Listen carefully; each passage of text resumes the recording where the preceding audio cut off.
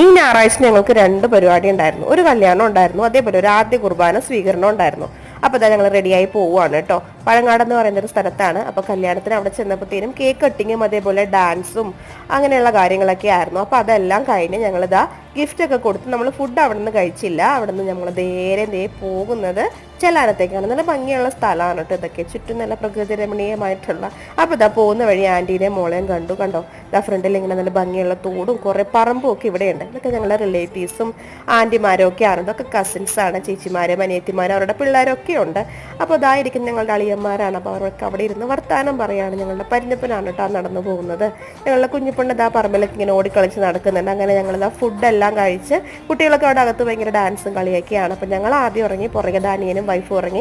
വരുന്ന വഴി നമ്മളിങ്ങനെ കടൽ ഭിത്തി കിട്ടിയിട്ടുള്ള ഒരു സ്ഥലം കണ്ടു. കുറച്ച് നേരം അവിടെ നിന്ന് കുറച്ച് ഫോട്ടോസൊക്കെ എടുത്ത് കുറച്ച് വെള്ളമൊക്കെ മേടിച്ച് കുടിച്ച് ഞങ്ങൾ അങ്ങനെ അടിപൊളിയായിട്ട്